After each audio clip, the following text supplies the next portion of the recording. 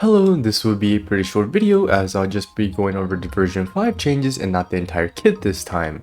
With that being said, let's see what changed for our 2.5 characters. Starting with Hule, he has gotten a base speed increase from 190 to 264 in its MOC version. This makes him the fastest... wait... wrong changes? Okay, but seriously, why does he have 1.4 million health for 2 phases? And he's fast as heck now! Fudging, adventuring, and follow-up mains. Okay, but now for the real changes. Starting with Lingsha again, she only has one actual change, with the other 7 just being wording changes. Her talent, which summons Fuyun, actually got a really nice buff. So, its speed, action count, and healing all stayed the same. What changed was the damage and how it was calculated.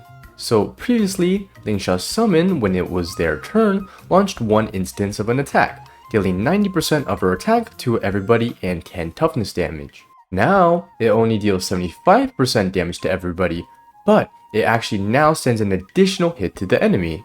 And seeing how this states, this damage prioritizes targets with a toughness greater than 0, this clearly seems to be an additional toughness damage, which we really appreciate. I want to note that this seems to be a random instance of damage if nobody is broken yet though. So if you do have say 3 enemies on the screen with 2 common enemies and 1 boss, and on the side, if they aren't broken, it seems Fuyun has a chance to randomly attack them as well with the second hit, thus wasting the toughness damage if you did want to focus it on the main boss. This is just from my understanding, so please feel free to correct me if I'm wrong. I'll just quickly put my diagram on the screen of all of Lingsha's versions and you can see how the toughness damage compares.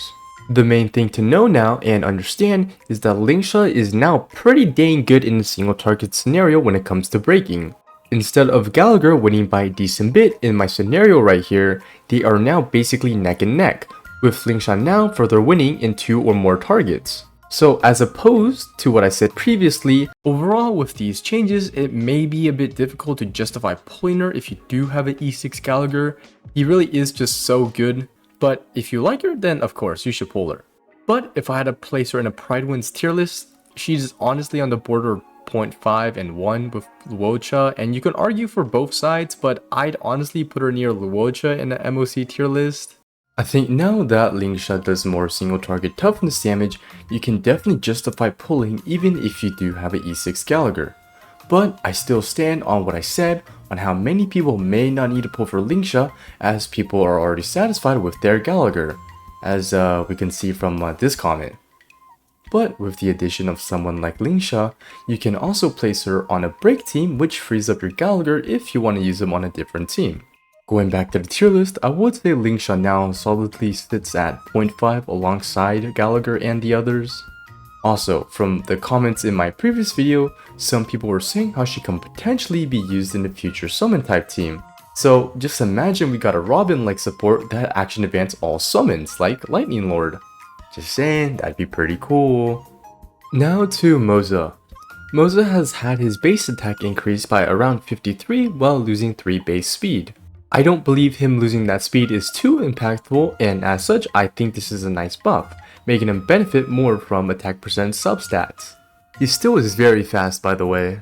From this gameplay I'll link in the description, it seems I was correct on how Moze can run attack boots and be just fine in a follow-up attack team. Again, because he disappears, his speed actually doesn't matter all that much. But just make sure he's fast enough to use his skill before your teammates' turns. His action advance trace is what makes running attack boots possible. Speaking of his action advance trace, Dagger Hold, it did get a slight nerf. Moze gets to keep his 30% action advance at the start of each wave, which is the important one. He did lose 10% action advance when he leaves his departed state.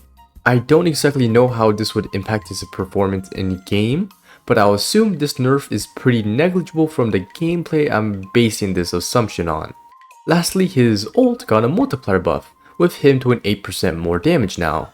Lastly, Feixiao with 2 notable changes to her Eidolons. If you're not getting E2 or E4, this next part won't really impact you. Starting with her E2, this got completely changed again. I need to note that I did mess up on my previous video here when I was talking about the version 3 Eidolon. Feixiao did not get 2 points or 1 Flying Aureus stack after a follow-up attack, but rather 3 points or 1.5 Flying Aureus stacks.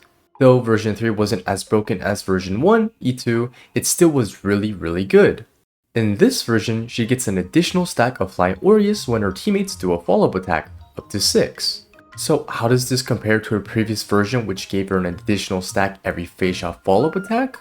Well, we can just look at this imaginary scenario comparing the two. So what exactly is going on? When we look at the previous version, we can see a +3 every time Feixiao launches a follow-up attack. So generally in one rotation, you can get up to 4 follow-up attacks from Feixiao or 3 if you're using Robin. So while you normally only should get 4 points or 2 Aureus stacks without E2, you would have gotten 12 points or 6 Aureus stacks, 3 times as much with E2. But as you can see, this would be limited by the amount of times Feixiao could launch a follow-up attack, which is based on her own turns. But we see with version 5, in this scenario, it actually has less overall stacks. Well, now we don't get an additional point when we have Feixiao doing a follow-up attack, but this rather occurs when her teammates does a follow-up attack. So in this scenario, we only have 2 instances of a teammate doing a follow-up attack, that being Topaz's skill and then her talent with Numby. But as you already know, follow-up attacks can throw a lot of stupid stuff out in a really short amount of time. So what happens when a Venturing spams his follow-up attacks and chains that with Topaz? Well, we get a lot of stacks. Up to 6 to be exact, which is an entire ult. If this was not limited to 6, it would have been pretty OP as heck. So thankfully for not power creep's sake, it's capped. TLDR, if you are using a follow-up attack team for Feixiao in her final version, she is potentially getting 2 or 3 more stacks of Flying Aureus per rotation compared to version 3 in a follow-up attack team. And this is really dang strong, potentially netting you 6 more Aureus stacks in one rotation. But this is if your teammates can do follow-up attacks. If not, this has a much lower floor than both her previous 2 versions, with it potentially being completely useless in a non-follow-up attack team. And for the final notable change of version 5, for E4, we are losing 10% follow-up vulnerability for the team, and Feixiao instead gets double the toughness damage from her talent, going from 10 to 20. This is like a side grade and honestly just depends on what you're looking for, cause breaking the enemy faster would mean you take less damage in the long run, and also getting that weakness broken modifier, which would increase your damage by 10%. But pre-version 5 already gave this 10% to follow-up attacks. So yeah, it's up to you if you think this was a buff or not. But overall, I want to say this version 5 had some really nice buffs for our characters. I honestly didn't expect this whatsoever and was just assuming it would be just more wording changes, but this is way better. I didn't think they'd actually go back for Lingsha, but you know, for the Lingsha mains out there, y'all finally got a break.